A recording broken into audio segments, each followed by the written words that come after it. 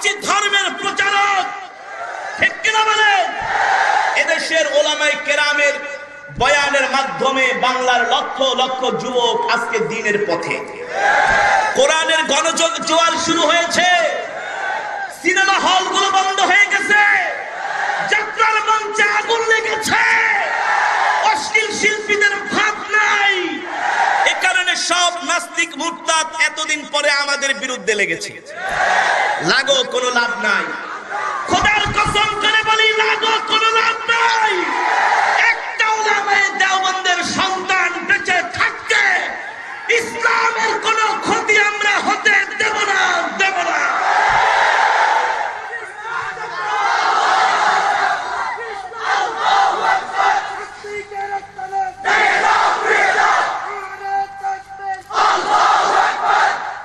আজকে সারা পৃথিবীতে মুসলমানদের উপর নির্যাতন, নিপীড়ন, আজকে মুসলমানদেরকে কোন ঠাসা করার ষড়যন্ত্র হচ্ছে সারা বিশ্বব্যাপী, ঠিক কিনা বলেন? এই এজেন্ডা নিয়ে বাংলাদেশের কিছু রামবাম নাস্তিক মুরতাদ তারা রাস্তায় নেমেছে আমাদেরকে কোন ঠাসা করার জন্য।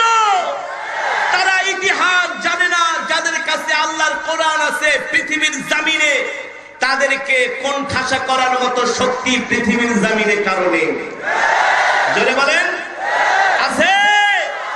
আমার নবী, বিশ্ব নবী, আকায়ে নামদার তাজদারে মদিনা নবী মুহাম্মদুর রাসূলুল্লাহ সাল্লাল্লাহু আলাইহি ওয়াসাল্লামকে আল্লাহ তাআলা কোরআন দিয়ে মক্কায় পাঠালেন, ঠিক কিনা বলেন? নবী আমার মক্কার ধারে ধারে ঘরে ঘরে কোরআনের দাওয়াত দেয়।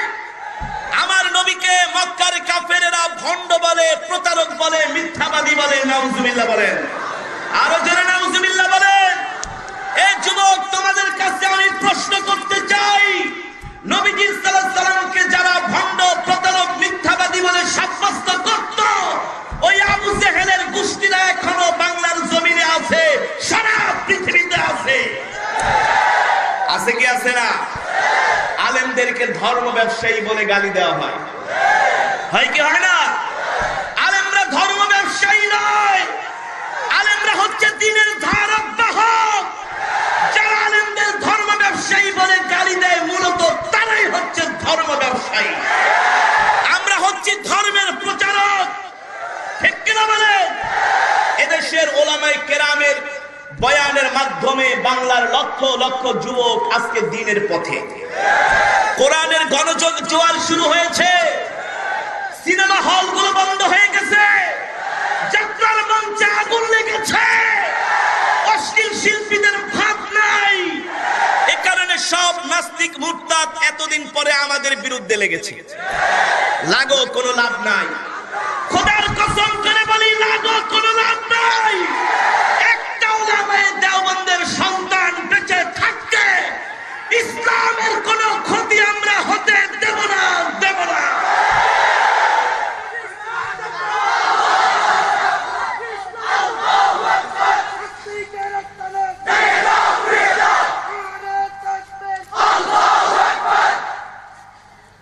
বন্ধুরা আমার, যারা এত সুন্দর করে কোরআন পড়ে পাথরের মতো হৃদয়টা মমের মতো গালায় দেয়, কোরআন কার? যারা এত সুন্দর করে কোরআন পড়ে, কোরআনের ওয়াজ করে, কোরআনের বয়ান করে, তারা কখনো ধর্ম ব্যবসায়ী হতে পারে না, ঠিক কিনা বলেন? আল্লাহ তাআলা আমাদেরকে যে দ্বীন দিয়েছেন, ইন্নাদ দীনা ইনদাল্লাহিল ইসলাম। এদেশের ওলামায়ে কেরাম, এদেশের যুব সমাজ হচ্ছে ইসলামের রক্ষাকারী। এদেশের ছাত্রলীগ, যুবলীগ, শ্রমিক লীগ, যত লীগ আছে প্রত্যেকটা কর্মী হচ্ছে ইসলামের রক্ষাকারী। তারা দ্বীনকে হেফাজত করবে। ইসলামের উপর আঘাত আসলে শুধু আমরাই টুপিওয়ালা পাঞ্জাবিওয়ালারা রাস্তায় নেমে আন্দোলন করব। আর তোমরা ছাত্রলীগ, যুবলীগ, শ্রমিক লীগ, ছাত্রদল, যত দল আছে বাংলার জমিনে কালেমাওয়ালা মুসলমান, তোমরা যদি ইসলামের পক্ষে কথা না বলো, রোজ হাসরের মাঠে আল্লাহর নবীর কাছে তোমাদের জবাব দিতে হবে। প্রত্যেকটা কলেজ, ইউনিভার্সিটিতে বিশ্ব নবীর উম্মত আছে কি আছে না? আছে না? আল্লাহর নবীকে গালি দিলে শুধু আমাদের রাস্তায় আন্দোলন করতে হয়। একটা কলেজ ইউনিভার্সিটির ছাত্রদেরকে পাওয়া যায় না মুসলিমেও কিছু ছাড়া। কেন? আমার প্রশ্ন, ঢাকা ইউনিভার্সিটিতে কি রাসূলের উম্মত নাই? চট্টগ্রাম ইউনিভার্সিটিতে কি রাসূলের উম্মত নাই? জাহাঙ্গীরনগর বিশ্ববিদ্যালয় কি রাসূলের উম্মত নাই? ইসলামের বিরুদ্ধে কটূক্তি করলে শুধু আলেমরা কেন একাই প্রতিবাদ করবে? তোমাদেরও প্রতিবাদ করা এটা হচ্ছে ঈমানি দায়িত্ব। এই দায়িত্ব যদি পালন না করো, হাসরের মাঠে আল্লাহর নবী তোমাদের শাফায়াত করবে না, করবে না।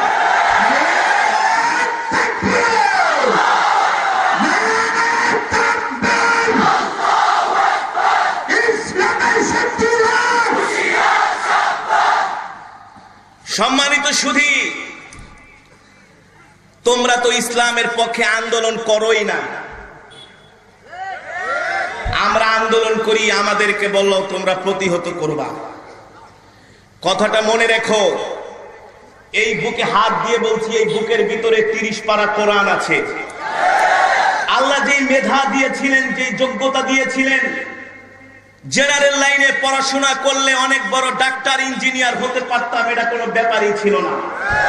30 পারা কোরআন যেহেতু বুকের মধ্যে ধারণ করেছে, ওই 2-4টা ইংরেজির চটি বই আমাদের কাছে মুখস্থ করা কোনো ব্যাপার নয়। মাত্র 13 মাসে হাফেজ হয়েছি। কত মাসে? অনলি 13 মাসে হাফেজ হয়েছি। তোমাদের ইংরেজি বই, ওই বাংলা বই আমরা মুখস্থ করে একেবারে সব পেটের ভিতরে আরো আগে ঢুকায় রাখতে পারতাম। এখনো যদি এই ওয়াজ করা মাদ্রাসায় পড়া বন্ধ করে ব্যবসা করি, বাংলাদেশের অনেক বড় বিজনেসম্যান হতে পারবো। সেই যোগ্যতা, সেই মেধা আল্লাহ আমাদেরকে দিয়েছেন। বিশ্বাস হয় না? তাহলে আমরা কেন কোরআনের কথা বলি? কিয়ামত পর্যন্ত আল্লাহ তাআলা দুনিয়ার জমিনে একটা হকের দল প্রতিষ্ঠিত রাখবেন, যাদের মাধ্যমে ইসলাম জিন্দা থাকবে, যাদের মাধ্যমে ইসলাম প্রতিষ্ঠিত থাকবে। ঠিক কিনা বলেন? আজকে আমাদের কষ্ট লাগে, আমরা হক কথা বলি আর আমাদেরকে বলা হয় আমরা নাকি কোরআনের অপব্যাখ্যা করি, ধর্মের অপব্যাখ্যা করি। তাহলে আমাদের প্রশ্ন, মাননীয় প্রধানমন্ত্রী, আপনার কাছে আমাদের প্রশ্ন, আপনার কাছে বিচার দিতে চাই। আপনার মন্ত্রী এমপিরা বলে আমরা নাকি ধর্মের অপব্যাখ্যা করি।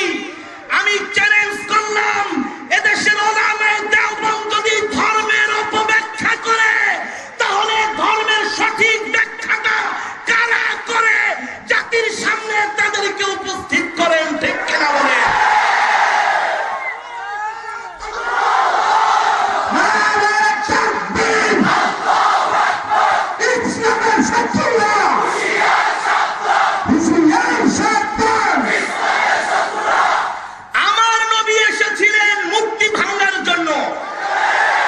এদেশের জমহুর উলামায়ে কেরাম, এদেশের হক্কানি উলামায়ে কেরাম, যারা বুখারী পড়াতে পড়াতে পুরো জীবনটা শেষ করে দিয়েছেন, তারা ফতোয়া দিয়েছেন ভাস্কর্য আর মূর্তি বানানো ইসলামে হারাম।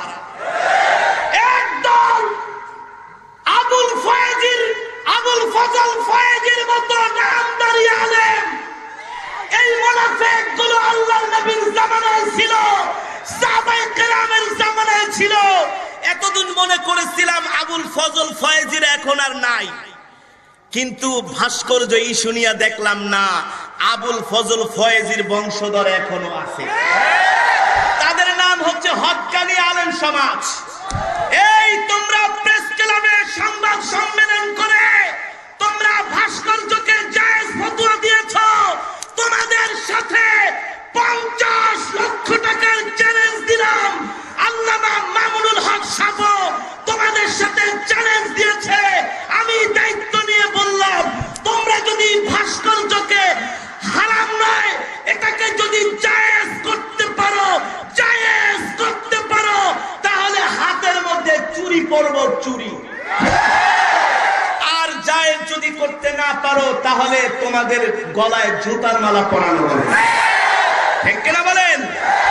ওই সমস্ত হক্কানি আলেম সমাজ, তোমরাও তো আমাদের ভাই, তোমাদের সাথে আমাদের উঠা বসা, কিন্তু তোমরা যে দরবারি মোল্লা এতদিন বুঝতাম না। খোদার কসম করে বলি, উলামায়ে দেওবন্দেরকে যদি ফাঁসির কাস্টে ঝুলানো হয়, AK-47 তাক করে যদি বলা হয় বলো ভাস্কর্য জায়েজ, ফতোয়া দাও ভাস্কর্য জায়েজ, আমরা ইমাম ইবনে হাম্বলের মতো, ইমামে আযমের মতো হাজারবার বলবো মূর্তি ভাস্কর্য ইসলামে জায়েজ নাই, হারাম হারাম হারাম।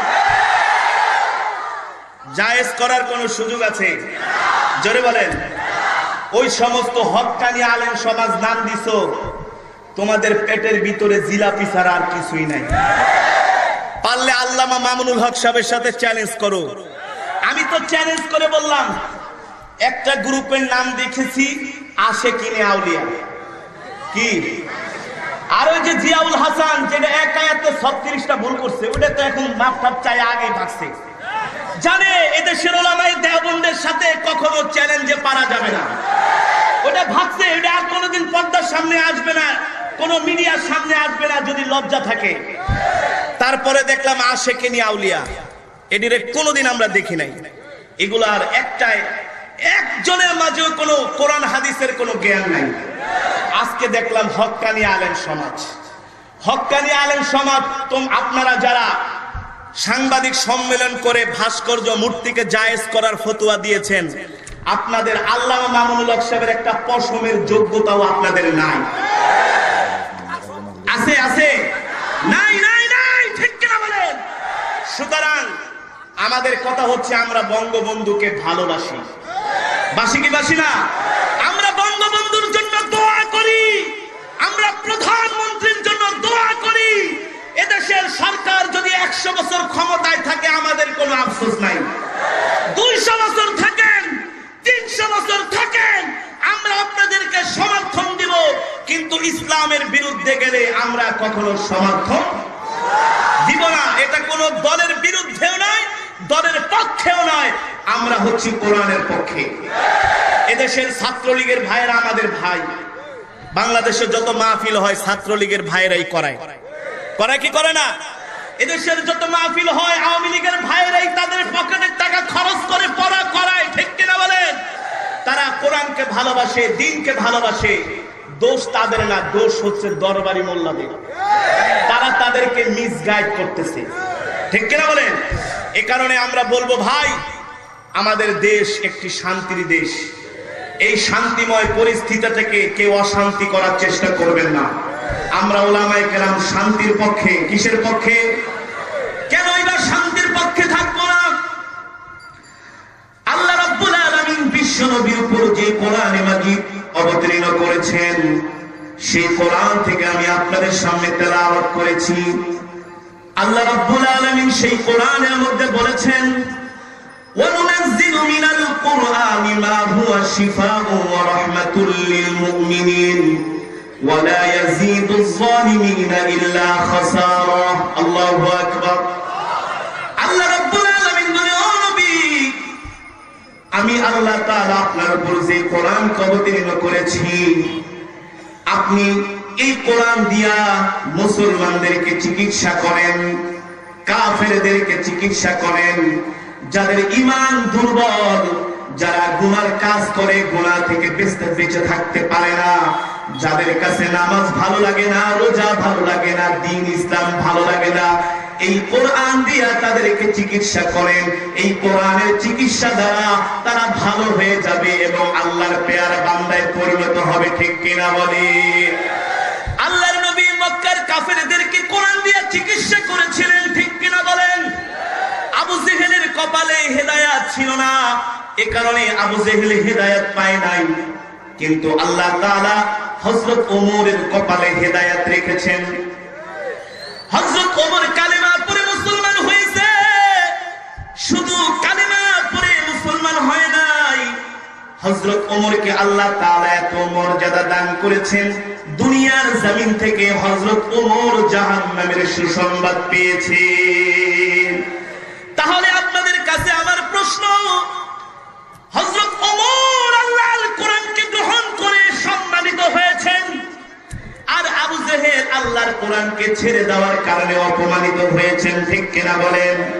এ কারণে ও যুবক, এখনো সময় আছে, আমরা আল্লাহর কোরআনকে বুকে ধারণ করি, আল্লাহর কোরআনকে আঁকড়ে ধরি, কোরআনের রশিকে আঁকড়ে ধরি। আমরা যদি কোরআন এবং হাদিসের রশিকে আঁকড়ে ধরতে পারি, এই পৃথিবীর জমিনে আমরা কখনো গোমরা হব না। ঠিক কিনা বলি? এই কারণে প্রত্যেকটা যুবককে আল্লাহর কোরআনের রশিকে আঁকড়ে ধরতে হবে, হক্কানি উলামায়ে কেরামের সাথে থাকতে হবে। ঠিক কিনা বলেন? রাজি আছেন তো ইনশাআল্লাহ? হক্কানি উলামায়ে কেরাম যেটা বলবে সেটা শুনবেন তো ইনশাআল্লাহ? বর্তমানে এই বাংলার জমিনে উলামায়ে কেরাম এখন এক কাতারে। এখন কি এক কাতারে? আপনারা উলামায়ে কেরামকে ভালোবাসবেন, সম্মান করবেন। এই যে ওয়াজ মাহফিলে এসেছেন, কোরআনের বয়ান শুনছেন, কোরআনের তেলাওয়াত শুনছেন, ভালো লাগছে নাকি খারাপ লেগেছে? সুতরাং এই কোরআনের মাহফিলে যত আসবেন তত ঈমান মজবুত হবে। ঠিক কিনা বলেন? এই মাহফিলগুলো দরকার আছে কি আছে না? সুতরাং এই কোরআনের মাহফিল আমরা বেশি বেশি আসবো, কোরআনের বয়ান শুনবো, এই কোরআন অনুযায়ী আমাদের জীবনকে আমরা গঠন করব। আল্লাহ তাআলা আমাদের সকলকে তৌফিক দান করুক, বলি আমিন। এই মাজমা, এই মাহফিলকে কিয়ামত পর্যন্ত কবুল করুক, বলি আমিন। এই আশা ব্যক্ত করে আমি আমার আলোচনা এখানে শেষ করছি। ওমা আলাইনা ইল্লাল বালাগ।